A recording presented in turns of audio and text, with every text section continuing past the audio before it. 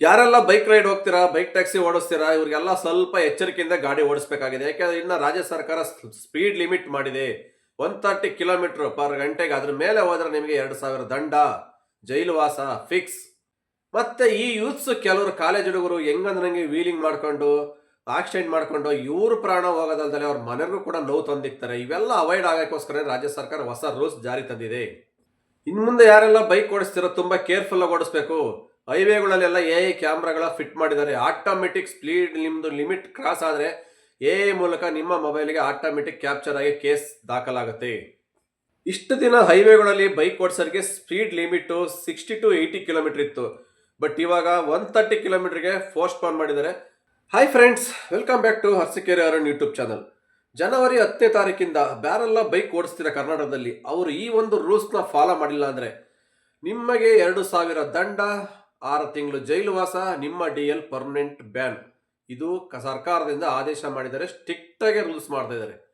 ಹಂಗಾದ್ರೆ ಏನೆಲ್ಲ rules follow ಮಾಡ್ಬೇಕಂದ್ರೆ ಬೈಕ್ ಟ್ಯಾಕ್ಸಿ ಅವರು, ಬನ್ನಿ ಈ ಮಾಹಿತಿನ ಕಂಪ್ಲೀಟ್ ಆಗಿ ಈ ವಿಡಿಯೋದಲ್ಲಿ ತಿಳಿಸ್ಕೊಡ್ತೀನಿ. ವಿಡಿಯೋ ಸ್ಟಾರ್ಟ್ ಮಾಡೋಣ. ಸ್ಟಾರ್ಟ್ ಮಾಡೋಕೆ ಮುಂಚೆ ಯಾರೆಲ್ಲ ಫಸ್ಟ್ ಟೈಮ್ ನಮ್ಮ ಚಾನಲ್ ವಾಚ್ ಮಾಡ್ತಾ ಇರೋ ಪ್ಲೀಸ್ ದಯವಿಟ್ಟು ಸಬ್ಸ್ಕ್ರೈಬ್ ಮಾಡ್ಕೊಂಡು ವಿಡಿಯೋ ವಾಚ್ ಮಾಡಿ. ಹಾಗೆ ಪಕ್ಕದಾಗಿರೋ ಹಾಲ್ ಬೆಲ್ ಐಕಾನ್ ಕ್ಲಿಕ್ ಮಾಡಿ. ಇಷ್ಟ ಆದರೆ ಒಂದು ಲೈಕ್ ಮಾಡಿ, ಶೇರ್ ಮಾಡಿ, ನಿಮ್ಮ ಅನಿಸಿಕೆಗಳನ್ನು ಕಮೆಂಟ್ ಬಾಕ್ಸಲ್ಲಿ ತಿಳಿಸಿ. ಬನ್ನಿ ಸ್ನೇಹಿತರೆ, ವಿಡಿಯೋ ಸ್ಟಾರ್ಟ್ ಮಾಡೋಣ. ಇವಾಗ ನಮ್ಮ ರಾಜ್ಯ ಸರ್ಕಾರ ಆಕ್ಸಿಡೆಂಟ್ಗಳನ್ನ ಕಂಟ್ರೋಲ್ ಮಾಡೋಕ್ಕೋಸ್ಕರವಾಗಿ ಬೈಕಲ್ಲಿ ಒಂದು ಸ್ಟ್ರಿಕ್ಟಾಗಿ ರೂಲ್ಸ್ ಫಾಲೋ ಮಾಡ್ತಾ ಇದ್ದಾರೆ. ಬೈಕಿಗೆ ಇನ್ನು ಮುಂದೆ ಅತಿ ವೇಗವಾಗಿ ಚಾಲನೆ ಮಾಡ್ತಕ್ಕಂಥ ಯಾವುದೇ ಒಬ್ಬ ಬೈಕ್ ರೈಡರ್ ಆಗಿರ್ಬೋದು, ಬೈಕ್ ಟ್ಯಾಕ್ಸಿ ಡ್ರೈವರ್ಗಳು ಯಾರೇ ಇರ್ಬೋದು, ಇವರಿಗೆ 2,000 ದಂಡ, ಇದ್ರ ಜೊತೆಗೆ 6 ತಿಂಗಳು ಜೈಲುವಾಸ, ನಿಮ್ಮ DL ಪರ್ಮನೆಂಟ್ ಕ್ಯಾನ್ಸಲ್. ಯಾರೆಲ್ಲ ಫಸ್ಟ್ ಟೈಮ್ ಓವರ್ ಸ್ಪೀಡ್ ಹೋಗಿ ಕೇಸ್ ಆಗುತ್ತಲ್ಲ ನಿಮ್ಮ ಗಾಡಿಗೆ, ಅವ್ರಿಗೆ ಯಾವುದೇ ತಂತರ ಜೈಲುವಾಸ ಆಗಲ್ಲ, 2,000 ದಂಡ ಬೀಳುತ್ತೆ. ಯಾರೋ ಫಸ್ಟ್ ಟೈಮ್ ಓಡಿಸೋರಿಗೆ. ಅದೇನಾದ್ರು ರಿಪೀಟ್ ಮತ್ತೆ ಆಯಿತು ಅಂದರೆ, 2ನೇ ಟೈಮ್ ರಿಪೀಟ್ ಆದರೆ ನಿಮಗೆ 6 ತಿಂಗಳು ಜೈಲುವಾಸ, ನಿಮ್ಮ DL ಪರ್ಮನೆಂಟ್ ಕ್ಯಾನ್ಸಲ್ ಆಗುತ್ತೆ. ಇದು ಒಂದು ಸ್ಟ್ರಿಕ್ಟಾಗಿ ರೂಲ್ಸ್ ಮಾಡಿದ್ದಾರೆ. ಇದು ಒಂದಾದರೆ ಇನ್ನೊಂದು ಪ್ಲಸ್ ಪಾಯಿಂಟ್ ಕೂಡ ಒಂದು ಬಂದಿದೆ ನಮ್ಮ ರಾಜ್ಯ ಸರ್ಕಾರದಿಂದ ಬೈಕ್ ಓಡಿಸೋರಿಗೆ. ಏನಪ್ಪ ಅಂದರೆ, ಇವಾಗ ಮುಂಚೆ ಎಷ್ಟಿತ್ತು ನಮ್ಮ bike over speed limit 60 to 80 ಇತ್ತು. ಬಟ್ ಇವಾಗ 130 ಕಿಲೋಮೀಟ್ರಿಗೆ ಕೊಟ್ಟಿದ್ದಾರೆ. Car and two wheeler, 4 wheeler, two ವೀಲರ್ಗೆ ಎರಡಕ್ಕೂ ಈಕ್ವಲ್ ಆಗಿ 130 ಕಿಲೋಮೀಟರ್ ಆವರೇಜ್ ಸ್ಪೀಡು ಹೋಗೋ ಥರ ಒಂದು ರೂಲ್ಸ್ನ ಹೊಸದಾಗಿ ಜಾರಿ ಮಾಡಿದ್ದಾರೆ. ಇದರಿಂದ ಎಲ್ಲ ಒಂದು ಕಡೆ ಬೈಕ್ ಟ್ಯಾಕ್ಸಿ ಓಡಿಸೋಂಥ ರೈಡರ್ಸೇ ಆಗಿರ್ಬೋದು, ಒಂದು ಟ್ರಿಪ್ ಹೋಗ್ತಾರಲ್ಲ ಟ್ರಾವೆಲಿಂಗ್, ಇವ್ರಿಗೂ ಕೂಡ ಒಂಥರ ನಿಟ್ಟುಸಿರು ಬಿಟ್ಟಂಗೆ ಆಗೋಯ್ತು.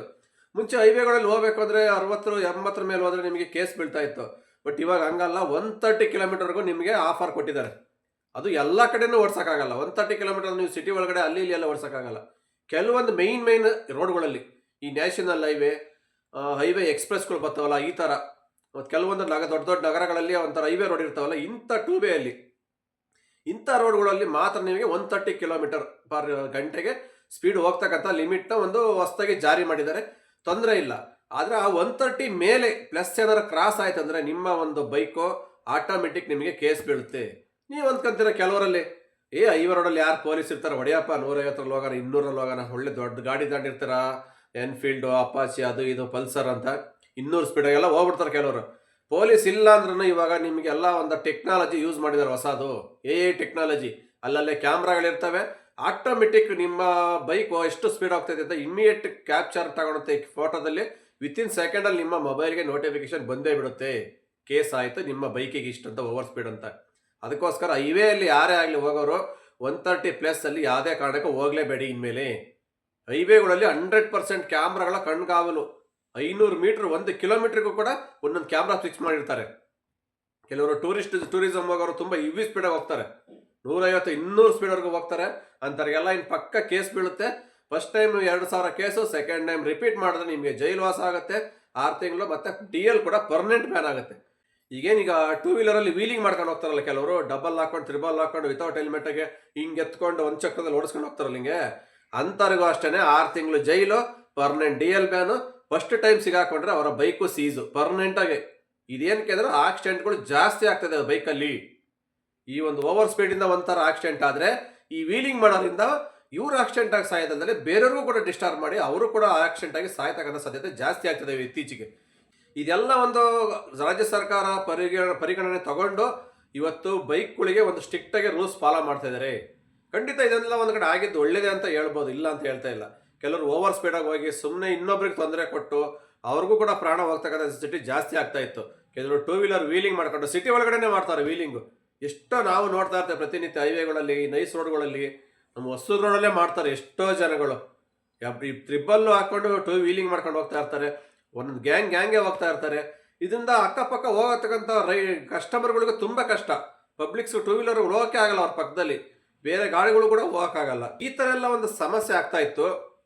ಹಂಗಾಗಿ ಈ ಸಮಸ್ಯೆಗೆ ಪರ್ಮನೆಂಟ್ ಸೊಲ್ಯೂಷನ್ ಹುಡುಕ್ಬೇಕಂತಾನೆ ನಮ್ಮ ರಾಜ್ಯ ಸರ್ಕಾರ ಒಂದು ಹೊಸ ರೂಲ್ಸ್ನ ಜಾರಿ ತಂದಿದೆ. ಇದೊಂಥರ ಒಳ್ಳೇದೇ ಆಯ್ತು ಈ ಜಾರಿ ತಂದಿದ್ದು. ಇನ್ನು ಮುಂದೆ ಆದ್ರೂ ಈ ಏನು ಓವರ್ ಸ್ಪೀಡಾಗಿ ಹೋಗಿ ಎಲ್ಲೊಂದ್ರಲ್ಲಿ ಆಕ್ಸಿಡೆಂಟ್ ಆಗಿ ಸಾಯ್ತಕ್ಕಂಥ ಸಂಖ್ಯೆ ಕಡಿಮೆ ಆಗ್ಬೋದು ನಮ್ಮ ಅನಿಸಿಕೆ. ಹಂಗೆ ಈ ವೀಲಿಂಗ್ ಮಾಡೋ ಸಂಖ್ಯೆನೂ ಕೂಡ ಕಡಿಮೆ ಆಗುತ್ತೆ ಅಂತ ಅಂದ್ಕೊಂಡಿದ್ದೀವಿ ಮುಂದಿನ ದಿನಗಳು. ಇನ್ನು ನಮ್ಮ delivery boys Rapido bike taxi Riders ಹೇಳ್ತಾರೆ ನಾವೆಲ್ಲ ಸ್ಪೀಡ್ ಹೋಗೋಕೆ ಆಗಲ್ಲ ಬಿಡಿ ಅಂತಾರೆ. ಹೌದು, ಇವರೆಲ್ಲ ಒಂದು ನಾರ್ಮಲ್ ಬೈಕಲ್ಲಿ ಮಾಡ್ತಾ ಇರ್ತಾರೆ. Hero Honda, Splendor plus, Activa ಇಂಥ ಬೈಕಲ್ಲಿ ಡ್ಯೂಟಿ ಮಾಡೋದ್ರಿಂದ ಅವೆಲ್ಲ 100 ಅಲ್ಲ 70-80 ಓಡಲ್ಲ ಸ್ಪೀಡು. ಅದು ಆವರೇಜ್ ಏನೋ ನೈಸ್ ರೋಡಲ್ಲಿ ಇಂಥ ಹೈವೇಗಳಲ್ಲಿ ಹೋದರೆ ಒಂದು 80 ರೀಚ್ ಆಗ್ತವೆ. ಸಿಟಿ ಒಳಗಡೆ ಎಲ್ಲ ಆ ಸ್ಪೀಡಲ್ಲಿ ಹೊಡಿಯೋಕ್ಕಾಗಲ್ಲ ಈ ಬೈಕ್ಗಳಲ್ಲಿ.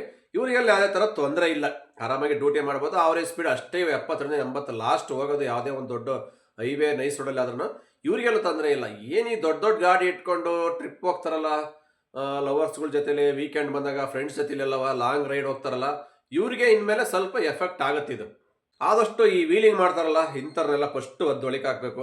ಜಾಸ್ತಿ ವೀಲಿಂಗ್ ಮಾಡ್ಕೊಂಡು ಆಕ್ಸಿಡೆಂಟ್ ಬೇರೆಯವರಿಗೆಲ್ಲ ಪಬ್ಲಿಕ್ಗೆ ತೊಂದರೆ ಕೊಡೋದು ಇವ್ರದೇ ಜಾಸ್ತಿ ಆಗಿರೋದು ಅವಳಿಗಳು.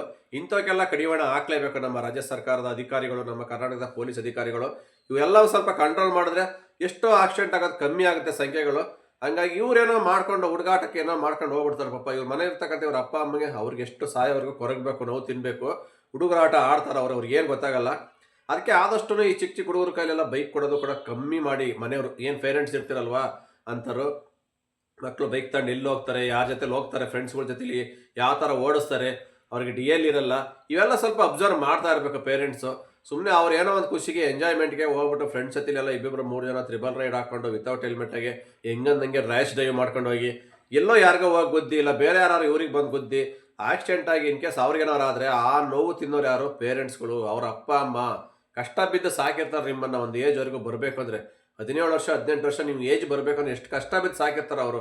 ನೀವು ಹುಡುಗಾಟಕ್ಕೆ ಏನೋ ಒಂದು ಸೆಕೆಂಡಲ್ಲಿ ಮಾಡಿಕೊಂಡು ಅವ್ರಿಗೆ ಸಾಯ ಗಂಟ ನೋವು ಕೊಡಬೇಡಿ ಪ್ಲೀಸ್, ದಯವಿಟ್ಟು. ಯಾರೆಲ್ಲ ಇದರೆಲ್ಲ ಮಕ್ಳುಗಳು, ಗಂಡು ಮಕ್ಳು ಎಸ್ಪೆಷಲಿ ಅವರೇ ಸ್ವಲ್ಪ ರ್ಯಾಶ್ ಡ್ರೈವ್ ಮಾಡೋದು ಇವಾಗೇನೋ ಯೂತ್ಸ್, ಕಾಲೇಜ್ ಹುಡುಗರು. ಹಂಗಾಗಿ ಆದಷ್ಟು ಸ್ವಲ್ಪ ಕೇರ್ಫುಲ್ಲಾಗಿ ಗಾಡಿ ಓಡಿಸಿ. ಎಷ್ಟೋ ನಾವು ಪ್ರತಿನಿತ್ಯ ನೋಡ್ತಾ ಇರ್ತೀವಿ ಕಾಲೇಜ್ ಹುಡುಗರು ಹೆಂಗಂದ್ರಂಗೆ ಓಡಿಸ್ಕೊಂಡು ಹೋಗ್ತಾ ಇರ್ತಾರೆ, ತ್ರಿಬಲ್ ರೈಡ್ ಹಾಕಿರ್ತಾರೆ, ಹೆಲ್ಮೆಟ್ ಹಾಕಲ್ಲ, ಒನ್ ವೇಲ್ ನುಗ್ತಾ ಇರ್ತಾರೆ, ರ್ಯಾಶ್ ಡ್ರೈವು, ಎಲ್ಲ ರೂಲ್ಸ್ ಬ್ರೇಕ್ ಮಾಡ್ತಾರೆ ಇವರು. ಹಂಗಾಗಿ ಇವೆಲ್ಲ ಸ್ವಲ್ಪ ಅವಾಯ್ಡ್ ಮಾಡಬೇಕು ನೀವು ಕೂಡ ಅಷ್ಟೇ. ಯಾಕೆ ನಿಮ್ಮ ಪೇರೆಂಟ್ಸು ಎಷ್ಟು ಕಷ್ಟ ಬಿದ್ದಿರ್ತಾರೆ ಅದನ್ನು ನೀವು ಯೋಚನೆ ಮಾಡಬೇಕು. ನೀವು ಕೇಳಿದ ಬೈಕೇ ಕೊಡಿಸಿರ್ತಾರೆ, ಅದನ್ನ ಎಷ್ಟು ಸೇಫ್ಟಿಯಾಗಿ ನೀವು ಡ್ರೈವ್ ಮಾಡಬೇಕು. ಎಲ್ಲರೂ ಅಂತ ಹೇಳ್ತಾರೆ, ಯಾರೋ ಒಂದಿಷ್ಟು ಜನ ಈ ಥರ ಮಾಡ್ತಾರೆ, ರ್ಯಾಶ್ ಡ್ರೈವ್ ಮಾಡ್ಕೊಂಡು ವೀಲಿಂಗ್ ಮಾಡ್ಕೊಂಡು ಅವರ ಸಾವಿಗೆ ಅವರೇ ಕೂತು ತಂದ್ಕೊತಾರೆ. ನಿಮ್ಮನ್ನು ನಂಬಿರೋರು ನಿಮ್ಮ ಮನೇಲಿ ಇರ್ತಾರೆ, ನಿಮ್ಮ ಅಪ್ಪ ಅಮ್ಮ. ಹಂಗಾಗಿ ಇವೆಲ್ಲ ತೊಂದರೆ ತಗೋಬೇಡಿ, ಆದಷ್ಟು ಹುಷಾರಾಗಿ ಗಾಡಿ ಓಡಿಸಿ ಅಂತ ಹೇಳಕ್ಕೆ ಇಷ್ಟಪಡ್ತೀನಿ. ಓಕೆ ಸ್ನೇಹಿತರೆ, ಇದಾಗಿತ್ತು. ಬೈಕ್ ಯಾರೆಲ್ಲ ಓಡಿಸ್ತೀರಾ, ಬೈಕ್ ರೈಡರ್ಸ್ ಆಗ್ಬೋದು, ಬೈಕ್ ಟ್ಯಾಕ್ಸಿ ರೈಡರ್ಸ್, ಯಾರೇ ಒಂದು ಕೆಲಸ ವಿತೌಟ್ ಟೂ ವೀಲರಲ್ಲಿ ಓಡಿಸೋರಿಗೆ ಒಂದು ಹೊಸ ರೂಲ್ಸ್ ಜಾರಿ ಬಂದಿದೆ. ಯಾವ ಥರ ಓಡಿಸಿದ್ರೆ ಸೇಫ್ಟಿಯಾಗಿ ಇರುತ್ತೆ ಅನ್ನೋದು ಕೂಡ ತಿಳಿಸ್ಕೊಟ್ಟಿದ್ದೀನಿ. ವಿಡಿಯೋ ಇಷ್ಟ ಆದರೆ ಒಂದು ಲೈಕ್ ಮಾಡಿ, ಶೇರ್ ಮಾಡಿ. ಮತ್ತೆ ಸಿಗ್ತೀನಿ ಮುಂದಿನ ವಿಡಿಯೋದಲ್ಲಿ. ಅಲ್ಲಿವರೆಗೂ take care, bye bye, have a nice day. ಜೈ ಹಿಂದ್, ಜೈ ಕರ್ನಾಟಕ ಮಾತೆ ಫ್ರೆಂಡ್ಸ್.